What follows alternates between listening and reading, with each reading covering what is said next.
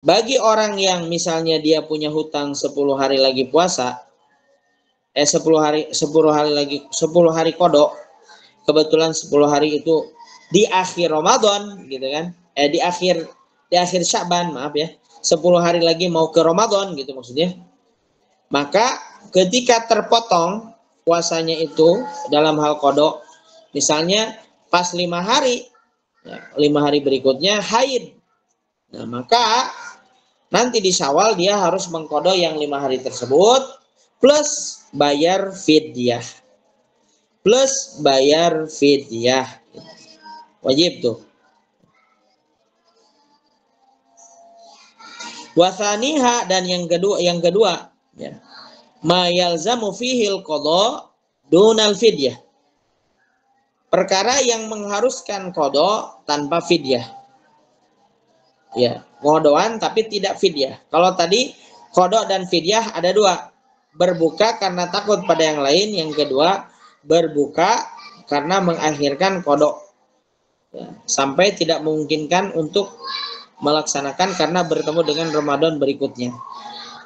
Nah, kalau yang kategori kedua ini banyak orang yang qada tanpa fidyah, seperti naon? Kamugman wa huwa yaktsur, banyak ya. Kamugman alaih, seperti pingsan, mugma. Wasalisuha, seperti pingsan atau berbuka, makan dan lain sebagainya. Sakit, nah itu ya. Mengqada tanpa fidyah. Wasalisuha, dan yang ketiga, ma yalzamu fihil fidyah dunal qada. Ma yalzamu, perkara yang mengharuskan fihil fidyah, padanya fidyah, dunal qada, tanpa qada. Fidyah iya tapi tidak qada. Wa huwa, siapa dia? Syaikhun kabir, kakek-kakek yang sudah sepuh, usia seperti 85 ke atas, yang tidak memungkinkan untuk puasa. 90 gitu kan ya. Udah tua lah gitu. Itu mah fidyah saja. Tidak harus dikodok. Tidak apa-apa, tidak puasa juga. Warabi'uha, dan yang keempat, la wala. Wa huwal majnun alladzi la yata'adda bi jununihi. Wala ya, tidak pokoknya antara sadar dan tidak sadar ya.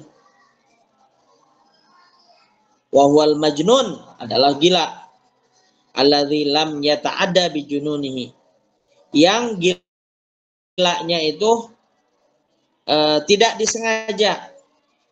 Berarti kalau misalkan gila disengaja, wajib juga qada tuh kalau udah sehatnya. Misalnya gila karena kemasukan jin misalnya, kan itu nggak disengaja. Kalau gila karena kebanyakan minum khamar, itu wajib gitu, wajib mengqada itu. Seperti itu. Wallahu a'lam. Ada pertanyaan lagi? Silakan. Tentang masalah ini ada pertanyaan?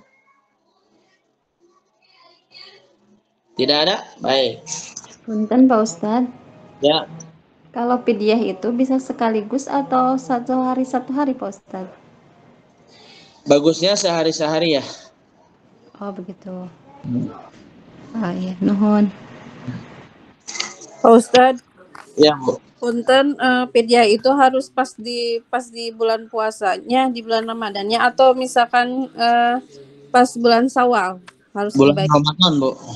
Oh, Ramadan itu saat itu dibayar gitu Pak Ustadz. Ya. Atur nuhun. Ya. Baik, lanjut. Faslun fima, terakhir nih.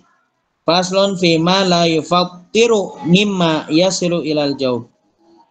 Pasal yang tidak menyebabkan batal dari perkara yang sampai kepada tenggorokan. Yang tidak batal dari perkara yang sampai kepada tenggorokan. Alladzi la yufattiru, perkara yang tidak membatalkan, mimma yasilu ilal jaub, yang telah sampai kepada tenggorokan, sab'atu afrodin, ada 7 macam. Yang pertama adalah ma yasilu ilal jaub binisyan. Perkara yang sampai kepada tenggorokan itu karena lupa. Misalnya makan, lupa. Ustaz, punten, cepetan. Oh iya, iya, iya. Baik. Alladzi la yufattiru. Perkara yang tidak membatalkan, mimma dari perkara yasilu ilal jaub yang sampai kepada tenggorokan. Jadi tidak membatalkan pada perkara yang dari perkara yang sampai kepada tenggorokan. Jadi kalau ada sesuatu yang sampai pada tenggorokan, itu tidak dikatakan batal. Ada berapa gitu kan ya? Sab'atu afrodin, ada 7. Yang pertama apa? Ma yasilu, perkara yang sampai ilal jaufi, ke dalam tenggorokan, binisyanin, karena lupa. Jadi kalau ibu bapak makan, kemudian minum, lupa, ketika makan teh lupa, itu teh adalah bulan Ramadan, ya. Lupa, maka apa? Maka itu tidak membuat dia batal puasanya gitu, karena lupa, walaupun sampai ya perkara-perkara tersebut, materi-materi tersebut, nasi, minuman dan sebagainya sampai ke perut ya. Walaupun katakanlah dek saboboko pun kalau dia lupa ya, dia tidak membatalkan puasa. Gitu kan ya. Yang kedua, au jahlin, karena bodoh. Bodoh ini bisa jadi dia mungkin baru masuk Islam ya. Baru masuk Islam nggak tahu bahwa makan sedikit tuh batal gitu kan. Seperti itu. Nah, ketika dia tidak tahu syariatnya, ya itu tidak bermasalah, tidak membuat dia batal. Walaupun setelah makan dikasih tahu, kan, karena setelah makan baru dikasih tahu oleh orang gitu kan ya, itu tidak membatalkan. Yang ketiga, au ikrohin, dipaksa. Nah, orang yang dipaksa juga sama, tidak menyebabkan jadinya batal. Ayo mana makan, dahar yo. Kalau tidak dimatiin, tak pateni. Ayo makan nih, dipaksa makan. Tapi kalau misalnya gini, ayo cepat makan, tapi sedikit ya. Nah, pilihan sedikit itulah yang membuat dia batal, gitu. Ya. Jadi ikroh ini memang ya ikroh ya, memaksa. Yang keempat, yang kelima, yang keempat ya, wabi jaroyani rikin, dengan berjalannya ludah, air liur, bima, dengan perkara baina asnanihi, di antara gigi-giginya.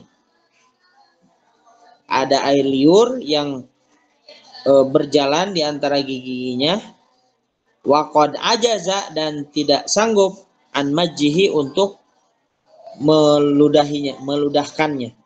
Hayowe diludah misalnya, ada terus-terusan air liurnya ada terus kan di mulut.